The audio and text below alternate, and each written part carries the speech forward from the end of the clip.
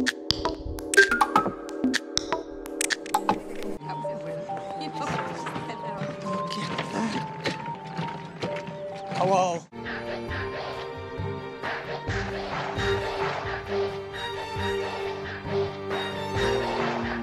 You want me to schlep it on my back? I ain't my liver Sacha.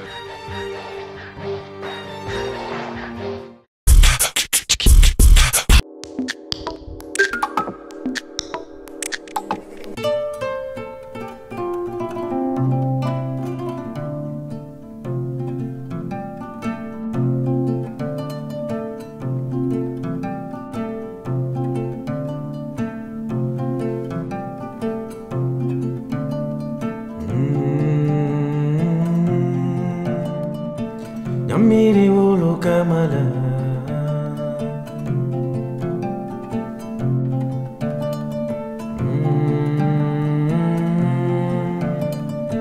Nyamiri nan kamala. Donc dans un premier temps je vais présenter le film et ensuite après le film on parlera d'Atelier Constituant, ce que c'est, voilà. Donc ce film c'est J'ai pas voté de Moïse Cornio et Morgane Zand qui est du coin de Périgueux. Et donc ils ont réalisé un film sur l'abstention et en quoi il peut y avoir des solutions à tout ça. Donc voilà, un petit film très bien fait qui dure 46 minutes. Et voilà.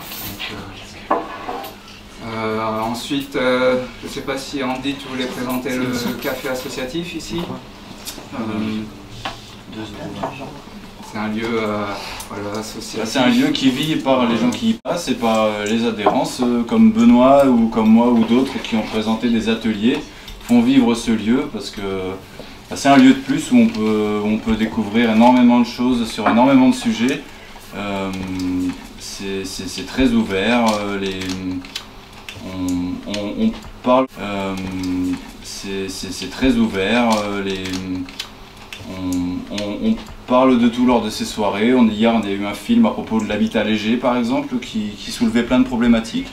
L'idée c'est pas de donner des réponses à tout mais c'est de se poser des questions et ce genre d'atelier comme ce soir et comme on en a eu déjà et comme on espère que vous serez intéressés pour en voir d'autres auront lieu encore en 2017 et voilà, le café est là pour ça. Il est très facile d'accès, vous êtes ici chez vous.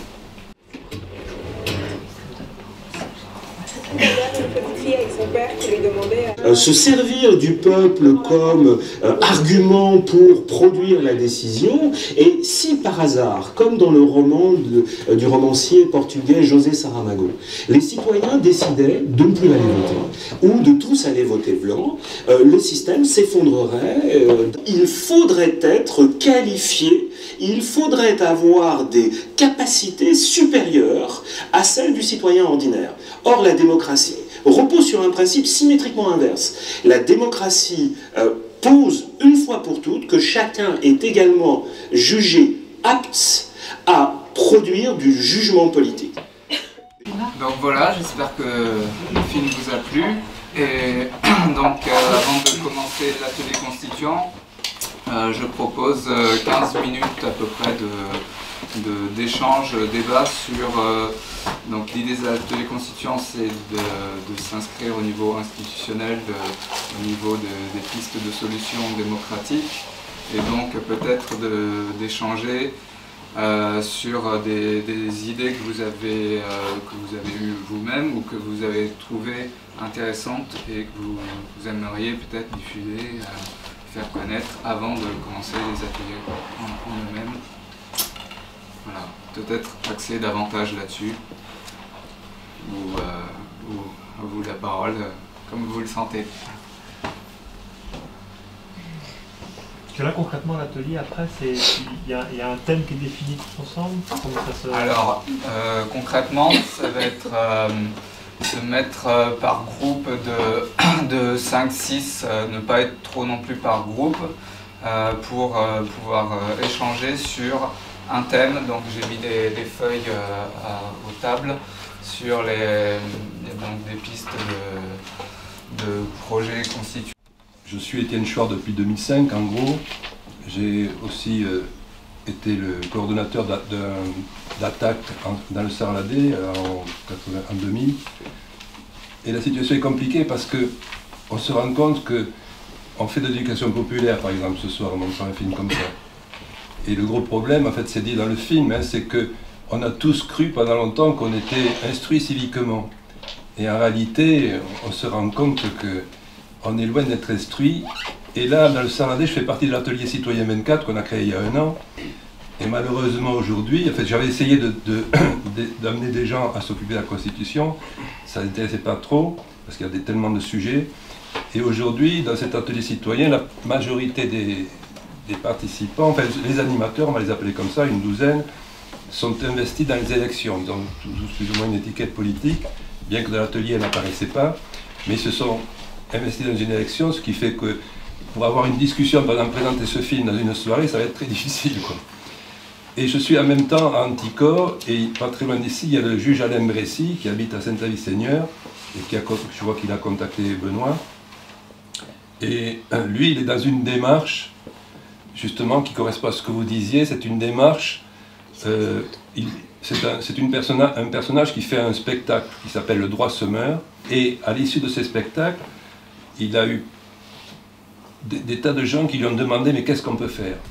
Et des gens qui lui ont dit « on étouffe ». Et lui s'est dit, ben, en fait, ça a inspiré ce mouvement qui se développe. La première réunion a eu lieu après l'Irak samedi dernier, qu'il a intitulé « Respirer », avec un grand Z à la fin. Et il veut amener les abstentionnistes à s'investir départementalement dans des conseils départementaux de la démocratie, ou des comités, je ne sais plus si c'est conseil ou comité, de façon à promouvoir des candidatures de citoyens lambda, pas étiquetés dans des partis politiques, et qui ont la volonté de représenter vraiment la population, et surtout de revenir vers la population avec tout un système, peut-être pas juridiquement valable, mais de contrôle du député, à mi-mandat par exemple. Et donc ça vient juste de démarrer, on va voir ce que ça donne. C'est comment faire que les gens comprennent qu'ils ne sont pas en démocratie et qu'ensuite ils veuillent se former un minimum pour pouvoir discuter. Parce que faire un atelier constituant sans s'être interrogé avant, c'est pas facile. Enfin, c'est le premier auquel je participe. Peut-être qu'on fera quelque chose, ça me semble difficile, quoi. Moi, je suis assez d'accord, surtout que si j'ai bien fait attention, dans Athènes, les citoyens qui étaient tirés au sort, il était prévu qu'ils soient formés un petit peu, et puis ceux qui... Donc c'est sûr que se mettre à réfléchir à une constitution ce soir, maintenant, c'est peut-être un peu tôt. Peut-être que c'est mieux que les gens disent un peu comme vous avez fait, quoi, aussi. Moi, je répondrais à ça en disant qu'on n'a peut-être pas besoin d'écrire une constitution parfaite ce soir. Oui, non, mais ça, c'est évident. Hein. Ah bon? Tant mieux, tant mieux. Parfaitement ça va un petit peu vite, quoi, pour moi, de démarrer par ça. C'est vrai qu'au niveau des fondements athéniens, je crois me souvenir, il fallait que les citoyens étaient considérés comme vertueux et instruits. C'est vrai que c'est discutable, mais pour revenir au film, c'est vrai que le film a un parti pris très clair qui va à l'encontre de la participation directe dans le jeu tel qu'il est fait aujourd'hui.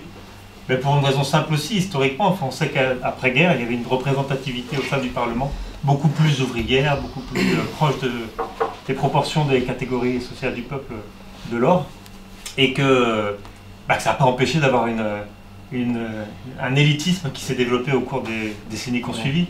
Donc l'institution en elle-même ne semble pas éviter l'écueil de cet élitisme. Donc inviter, alors c'est vrai que bon, c'est discutable le parti pris du film, mais inviter en effet à localement s'intégrer à nouveau dans ce jeu-là parce que je suis agriculteur, parce que je suis ouvrier, parce que je suis comment éviter après un mandat, 2 mandats, les mêmes écueils qui Non, se ben sont, justement, On verra bien. On verra c'est quand bien. même important. Essaye d'abord. Et donc le parti pris de ce film-là, c'est en effet de dire, bon bah si ça en effet, ça n'empêche pas la corruption, mais pas la corruption de sous table, mais la corruption par le système d'un citoyen lambda. Voilà, Si tu permets, deux choses à propos de ce qu'on a dit là. Renvoyer à l'instruction du peuple, moi je me demande si c'est pas renvoyer la balle aux calendes grecques. Parce que je ne sais pas ce qui vous fait dire que le peuple est ignorant ou pas instruit. Moi je crois exactement le contraire. Je crois que le peuple est 1000 fois plus intelligent que ses représentants. Ça ne veut pas dire que j'adore le peuple comme une idole ou je ne sais pas quoi, mais je regarde comme tout le monde la télévision et je trouve la télévision stupide, par exemple, et je me dis, mais les gens sont 10 000 fois plus intelligents que ce qu'on prend pour eux à la télévision, enfin. Donc, d'une part, renvoyer à l'instruction, ça me paraît une bonne intention, mais en même temps, je doute que là-dessous, il y a à dire, bon, ben, on n'y arrivera jamais, parce que le peuple ne sera jamais assez intelligent pour les grands de ce monde, etc. Deuxièmement, quand tu dis oui, mais ça n'empêchera pas la corruption possible, c'est vrai que le mec qui arrive dans le fauteuil, il se dit maintenant c'est à moi, et tant pis pour les autres. C'est possible, mais là non plus, il ne faut pas rêver. La corruption, on va pas l'enlever. Il ne faut pas rêver d'un monde non corrompu. Bien entendu, oui, le monde est mais corrompu. si les institutions, si les hommes sont... Si les institutions ne sont pas vertueuses au départ, Encore et là on en a la démonstration. C'est nous les institutions, je veux dire, à nous de faire que d'élire des gens, puis s'ils nous trahissent, ben on leur le fera. C'est nous les institutions, c'est nous qui mettons en place, qui créons des institutions qui peuvent être vertueuses ou pas, ça dépend de l'effort qu'on y met. Si en l'occurrence, avec l'histoire, on se rend compte qu'elles ne sont pas vertueuses, on change les remettons les institutions en question. Ouais. Mais à continuer à jouer ce jeu-là, je sais pas, mais je pense que c'est parti. C'est l'idée aussi de pouvoir modifier la Constitution à tout moment aussi. Est-ce qu'aujourd'hui, historiquement, on n'est pas en train de se rendre compte qu'on a tout fait, on a été au bout de tout, mais que maintenant, eh ben, il faut peut-être s'arrêter. Et la question avec la politique, elle est un peu à ce niveau-là, c'est aujourd'hui, est-ce qu'on n'est pas en train de demander, en voulant reprendre le pouvoir, est-ce qu'on n'est pas en train de vouloir reprendre le pouvoir sur le fait de vouloir se faire s'arrêter toute cette course en avant? Et maintenant, je me dis, peut-être qu'on en a assez d'aller chercher, fouiller dans les pétroles, aller chercher des énergies thermonucléaires de tous les côtés, de ravager les terres, de détruire des continents, de tuer des espèces, de développer des maladies de cancer, et puis des fatigues, et puis le boulot, tout ça, on est dedans. Je crois que peut-être qu'aujourd'hui, est-ce qu'on n'est pas en train de se rapproprier le pouvoir parce qu'on a envie de dire stop à toute cette course en avant? Elle a déjà été là en 68 avec l'an 01, c'était aussi une bande de gens qui disaient on arrête tout. Mais c'est vrai que c'est quelque chose qui me correspond beaucoup mieux, ce qui se passe actuellement là, que ce qui se passe dans ce qu'on voit dans le monde. À part que je me suis quand même remise à voter à un certain moment, parce que j'ai eu peur de certaines politiques qui me semblaient encore plus dangereuses que les autres. Voilà. Donc là, pour l'instant, j'essaie de comprendre un petit peu mieux, sachant... C'est là qu'on a eu Chirac, et c'était pas terrible. Non, elle a voté FN parce que le PS était très dangereux. Peu importe. C'est fait. Et c'était pas tout à fait ça, mais c'est pas grave. Voilà, donc moi là, je suis surtout intéressée par ce que les jeunes proposent maintenant. À voir. Je pense qu'il y a du boulot. Mais je crois que la prise du pouvoir, il faut faire très attention, quelle que soit la façon qu'on veuille s'orienter, je crois que ça, on ne l'évitera pas. Que faire de la politique, je le vois plus dans les activités associatives. Dans le quotidien, peut-être. Oui, ouais. Dans cette activité de ville en transition à la Linde, de s'impliquer, de mieux se connaître. Je vois plus de cette manière-là le politique, le projet de société qu'on veut et comment le construire ensemble. Moi, j'aimerais que sur des villes comme la Linde, il y ait effectivement des gens qui puissent être élus, pas avec un programme qui va proposer qu'il faut refaire la voirie, l'électricité ou une piscine, mais beaucoup plus proposer je veux vous proposer une autre manière de participer et de vivre. Et donc, une élection qui ne serait pas sur un programme au sens des propositions, mais beaucoup plus sur, voilà, je ne vous propose rien, je vous propose simplement de participer. Donc, alors, utopique, pas utopique, j'en sais rien, mais en fait, j'en rêve un peu, parce que c'est un sujet qui me... En fait, le film qu'on a vu ce soir, je ne savais pas qu'il existait, mais en fait, j'ai vu tout ce qui me rumine depuis des années. Donc ça m'a fait plaisir de me dire, tiens, je ne suis pas le seul à être miné par le sujet. Et puis après, bon, là où je suis un peu déçu, c'est que j'y ai pas vu de solution. En fait, de solution qui m'a immédiatement en fait, sauté à l'œil. Donc participer à quelque chose, oui, mais localement. Localement, c'est-à-dire que c'est ici et puis c'est par la base en fait. Et j'aime bien ce que tu as dit, Sarah. Moi, je parle rarement de politique, mais en fait, je crois beaucoup plus dans la vie associative qui en fait aboutirait à un résultat, à mon avis, qui serait bien meilleur que celui qu'on a aujourd'hui. C'est vrai que parler d'une belle conscience, ça fait un peu peur, et que comme Sarah ou Eric, de s'investir plus localement, ça paraît plus proche de nous.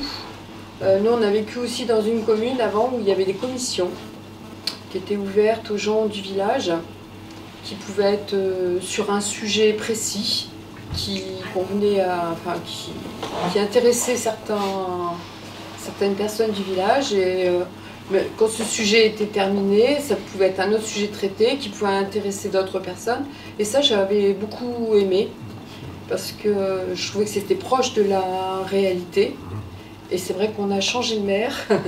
Ces commissions sont disparues. Et moi, j'avais imaginé que les commissions, ça existait partout en France.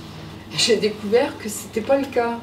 Et quand on est arrivé à la Lande, j'ai dit, tiens, peut-être il y aura des commissions ici. Et on a demandé aux gens qui se présentaient pour être maire, oui, nous allons ouvrir des commissions. Et on les a pas vus. On a bien réclamé après en disant, ben oui, vous aviez dit, mais non, parce que c'est trop ennuyeux pour eux. Et en fin de compte, pour moi, c'est plus constructif. Et je trouve qu'il n'y a pas besoin d'être intelligent, d'avoir plein de connaissances pour participer aux choses de la vie de tous les jours. C'est vrai que là, on ne va pas être ministre, mais dans son village déjà, de pouvoir participer à des choses, des constructions ou d'événements, ou de constructions réelles comme une école, une salle des fêtes, ou une piscine, ou je sais pas, une route, un trottoir, ça peut être très intéressant. Et aider les gens aussi qui ont été élus, parce que ils n'ont pas le savoir non plus de tout. Ils ne disposent pas non plus d'un temps infini, parce qu'ils ont une vie aussi, et qu'il y a des gens des fois qui peuvent ponctuellement aider, et ça je trouve que c'est dommage. Alors je ne sais pas si on peut essayer d'y remédier, mais voilà quoi. Alors il semble que les gens soient intéressés par faire des activités politiques locales, et ça me semble très très bien. Et le problème c'est qu'il y a des échéances nationales et il ne faudrait pas qu'au plan national on interdise aux locaux de faire leur petite politique. C'est ce qui risque d'arriver dans pas longtemps. Enfin, à mon avis. Je ne suis pas très optimiste par rapport aux futurs résultats des élections nationales, enfin pour l'instant. Mais tu veux parler des présidentielles ou des législatives? Oui, des présidentielles nationales. Oui. Présidentielles, on s'en fout. Oui, mais, on s'abstient. Oui, mais les présidents peut-être ne s'en foutront pas des petits villages. Non, mais il va y avoir des législatives après. C'est celles-là qui sont les plus importantes. Voilà. Alors faut-il voter ou pas voter? Si tu te présentes aux législatives, on vote.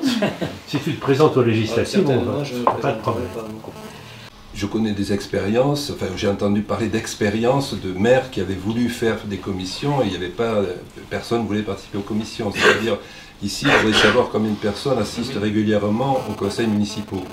Donc il y a un problème, disons, qui vient de loin, qui fait que les citoyens ne s'investissent pas dans la vie politique.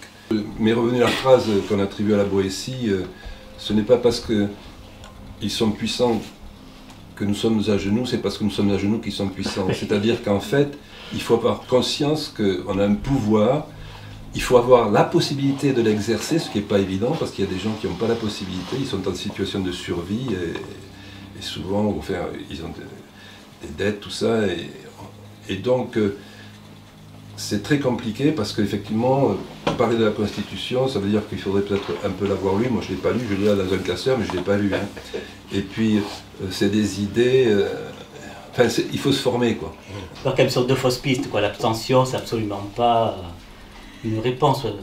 Par exemple, aux États-Unis, l'élection reine, la présidentielle, il y a 50% d'abstention. Aux élections intermédiaires, il y a 75%, ça gêne personne. L'abstention, ça ne dérange personne, quoi. Les pouvoirs sont quand même légitimés. Non, mais personne n'a dit que c'était une solution. On dit simplement que c'est un symptôme intéressant. Mais c'est évidemment pas une solution. D'ailleurs, il n'y a pas de solution. Solution, c'est dissolution. Donc, Après, mais sur le régime, historiquement, c'est pas très juste que le suffrage universel sert... enfin, que le pouvoir utilise le suffrage universel pour asseoir son pouvoir, historiquement, on leur a imposé quand même. La BCIS, il défendait le suffrage censitaire et éventuellement le coup d'État de Bonaparte. Mais après, un des problèmes, voilà, un des non-dits, c'est qu'en général, les gens qui trouvent que c'est pas assez démocratique, en général, c'est comme ceux qui perdent des élections, des gens qui, comme moi, votent. Moi, j'ai jamais été déçu par un candidat parce qu'ils n'ont jamais été élus. Voilà, ça pose un problème. C'est très juste qu'ils disent que la démocratie, ce n'est pas le suffrage universel, c'est l'égalité et la liberté. Le suffrage universel étant censé être juste un outil à son service. Sauf que quand la majorité vote pour des partis qui parfois trahissent et parfois non, hein, dans les favoris au pouvoir présidentiel, je trouve qu'il y en a qui sont très francs et que c'est une très claire régression au niveau égalité, au niveau liberté. Donc voilà, donc dans les alternatives, sur l'alternative, c'est que plus on a de responsabilités, plus on devient responsable. Il y a des tas de gens qui peuvent dire des horreurs sur la politique nationale, internationale, et qui deviennent très pertinents s'ils parlent d'un sujet qu'ils connaissent. Donc voilà, c'est comment faire une démocratie un peu plus fine. Mais bon, sauf que j'ai pas de schéma en tête de solution de système, mais bon, ça me semble un peu l'enjeu. Et la seule chose qui pourrait rendre optimiste, c'est que je trouve qu'il y a une force intrinsèque des idées justes. Il y a des idées qui semblaient totalement fantaisistes il y a à peine quelques années, on les voit malgré tout reprises par des candidats, bon, plus ou moins sincèrement. Je suis un peu comme toi, Sarah. Moi, j'ai l'impression d'avoir du pouvoir et de pouvoir faire quelque chose, que mon action est pertinente plutôt au sein d'associations. Je trouve que là, il y a un vrai pouvoir, sauf que j'ai bien l'impression que c'est valable localement, mais qu'il y a une marche qui manque, que cette action qui a un sens localement, elle n'a pas forcément de sens nationalement. Je ne sais pas si je me fais bien comprendre. Donc, alors que je vois bien que on est une nation et qu'il y a quelque chose qui doit nous regrouper tous. Et pour moi, c'est le rôle qui est rempli par l'Assemblée nationale, par exemple. Et puis, là, je vois pas comment je peux agir, moi. En ce qui concerne le vote, moi, j'ai parfois voté, parfois pas voté. Et quand j'ai pas voté, je me suis quand même sentie responsable du résultat de l'élection. Je pense que les élus, les gens qui sont élus, c'est nous qui les avons élus, qu'on se soit exprimé ou qu'on se soit pas exprimé. Et là, je me sens mal à l'aise par rapport à ça, je sais pas comment en sortir, mais en tout cas, je me sens à chaque fois responsable. Et une troisième chose, j'ai l'impression qu'on est... est-ce que chacun de nous n'est pas en attente? Est-ce que chacun de nous se sent capable de participer concrètement à la vie politique? Et est-ce qu'on n'est pas tous un peu en attente d'un homme ou d'une femme providentielle? Moi, je viens d'un pays où le vote est obligatoire. sinon on est passible d'amende. Et pourtant on a passé plus d'1 an sans gouvernement, la Belgique, pour pas le nommer. Et c'est très bizarre parce que peu avant les campagnes, on a plein de pubs qui nous demandent d'aller voter. Et dans les cafés, etc., on dit ouais, il faut aller voter parce que si on vote blanc, ça va à la majorité. Et il n'y a aucune information sur ce qui se passe vraiment, qu'est-ce qu'on fait de ce vote blanc, qu'est-ce qu'on fait des abstentions. Et puis la seule chose qu'on sait, c'est qu'on risque une grosse amende si on ne va pas voter. Ça, c'est sûr, quoi. Donc du coup, moi, tout ce tour de table, là, ça m'a questionné sur la Belgique. On a passé 1 an sans gouvernement et c'était super. C'était super parce qu'on ne payait plus le métro, il y avait plus de contrôleurs, les gens étaient comme dans un truc plus cool. Les seuls qui étaient stressés, c'était les politiciens, les fonctionnaires, mais tout le monde était bien, quoi. Enfin, je veux dire, il n'y avait plus d'amende, ça je me souviens, c'était bon, très chouette. Au niveau des travaux en cours. Les travaux, oui, ça par contre c'était ça se détériorait parce qu'on ne savait pas si c'était les Flamands, les Bruxellois ou les Wallons qui allaient payer les trucs dans les routes. Mais ça nous a montré aussi qu'au final, on n'avait pas grand-chose, que ça ne changeait pas qu'ils y soient ou qu'ils n'y soient pas, que quand on votait, on ne savait pas où ça allait et que voilà. Et puis ça a aussi donné peu après la possibilité aux gens de se présenter. Il y a eu un mouvement citoyen à Bruxelles et c'était très chouette. Ils ont été 6e ou 7e sur les listes. Et puis ça a donné plein d'espoir. Et là, ça fait longtemps que je n'y suis plus allée, mais je ne sais plus où se rendre. Enfin, politiquement, je ne sais pas où se rendait. Voilà, ceci n'est pas un micro. Il y a aussi vécu à Bruxelles. Voilà, j'ai arrêté de boire, j'ai arrêté de voter il y a 20 ans. Hein, en 20 ans, je me suis convaincu que l'abstentionnisme était la meilleure manière de contester les institutions. C'est discutable. Hein. Donc moi, je le faisais dans ce sens-là. J'ai voté une fois en 2005, que tu vois que ça m'a donné vraiment raison que mon avis... voilà, je partage quand tu dis... alors j'avais posé cette question de manière plus générique, mais je partage en effet, ils ne nous demandent pas notre avis, concrètement, il y a une dissimulation. Je partage aussi Alain Badiou, alors là, il a une autre expression qu'il dit souvent aussi, c'est que les élections sont un peu un jeu de fantômes. Hein, voilà, ça ne plaît qu'aux croyants. Et en effet, j'ai pas l'impression de porter ma proportion de pouvoir dans l'urne quand je fais ce geste-là. Ma proportion de pouvoir, j'ai l'impression qu'elle est beaucoup plus forte quand je remplis mon caddie, par exemple. Hein, tu vois, si on veut comparer les jeux de pouvoir et d'influence sur les institutions, je pense qu'il est plus là que dans l'urne. Mais voilà, donc de ces raisons-là, l'abstention pour moi est une action forte de se dire, eh bien, si le jeu est pipé, si les dés sont pipés, si le jeu ne fonctionne pas, pourquoi entretenir cette illusion? Pourquoi croire que, en effet, en maintenant une implication à travers cet outil-là, hein, je ne parle pas de l'implication dans la démocratie, à travers cet outil-là, ça ne me paraît pas judicieux.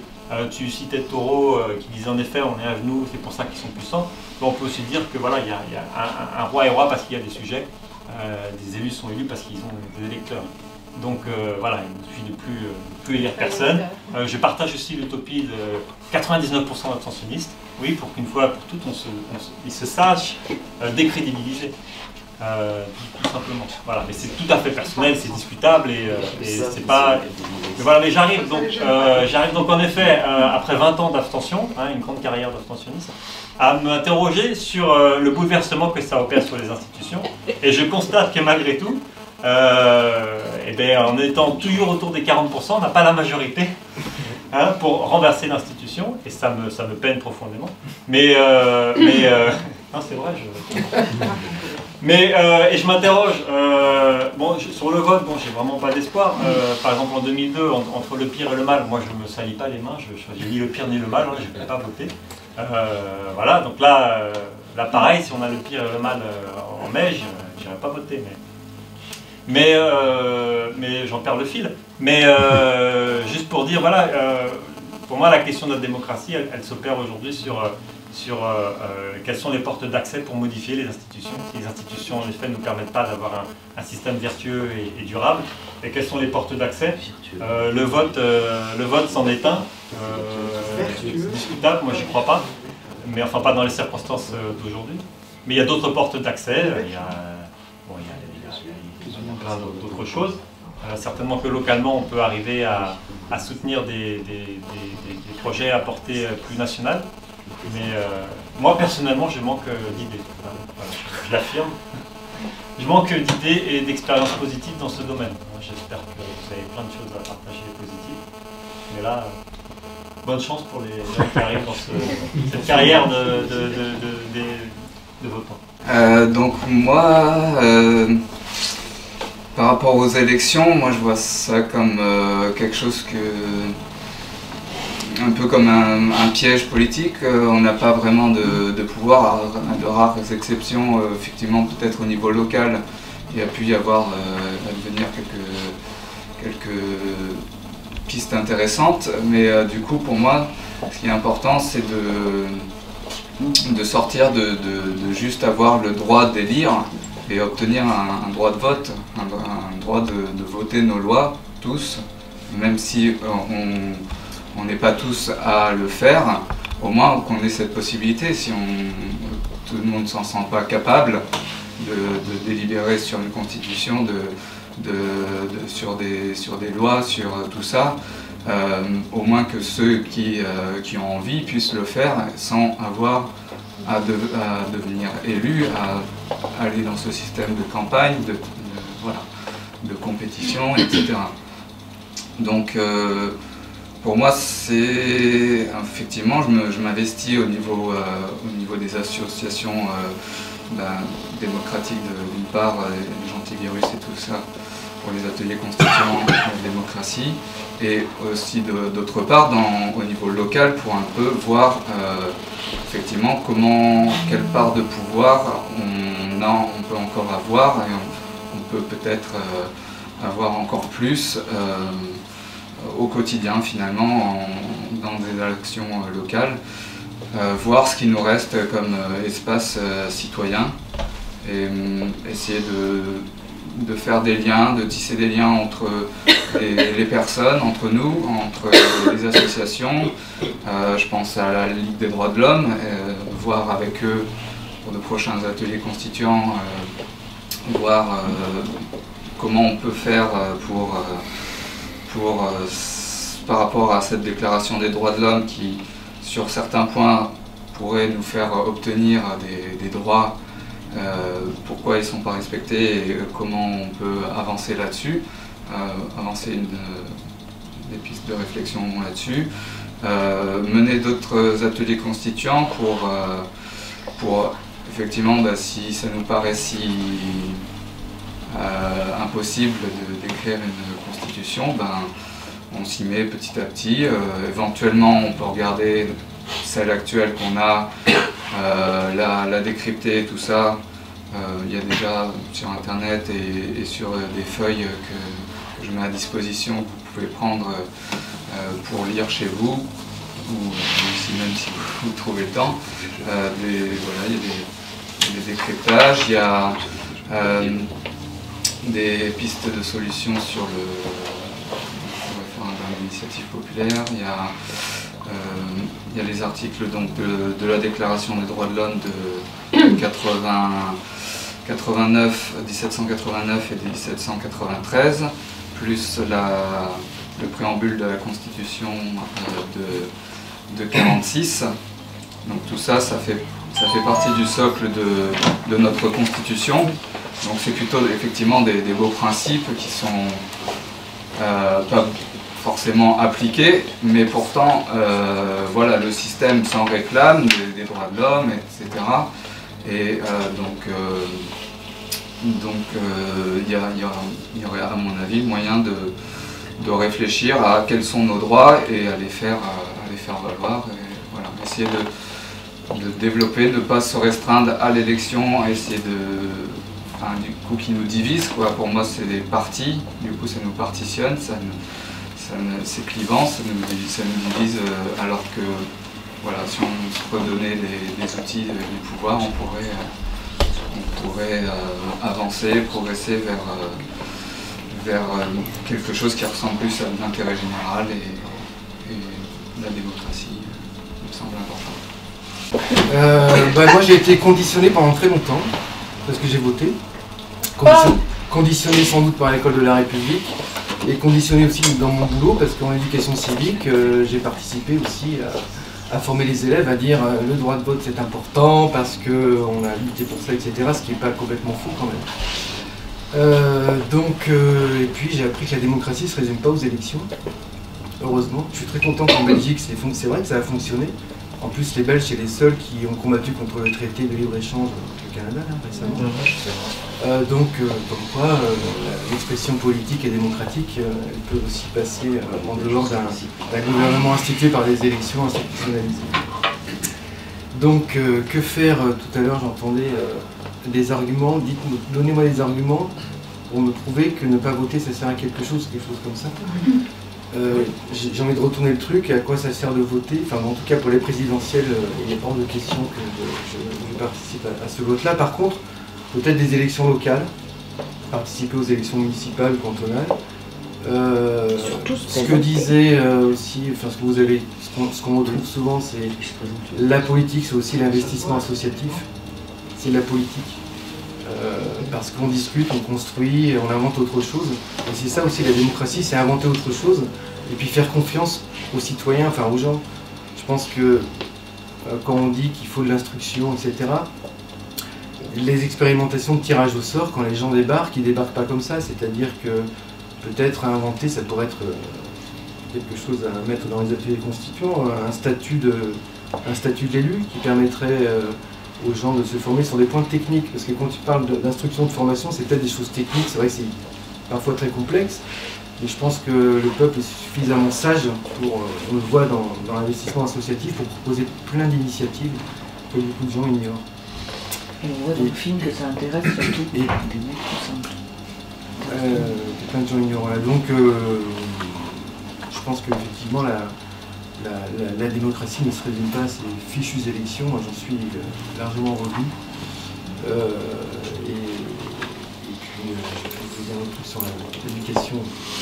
Oui, sur le conditionnement, c'est vrai que là on a l'impression que c'est mal, que c'est pas bien de proclamer le fait qu'on va s'abstenir aux élections.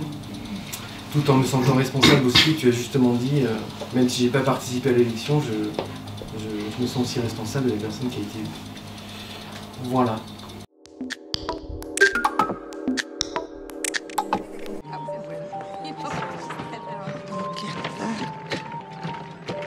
Hello.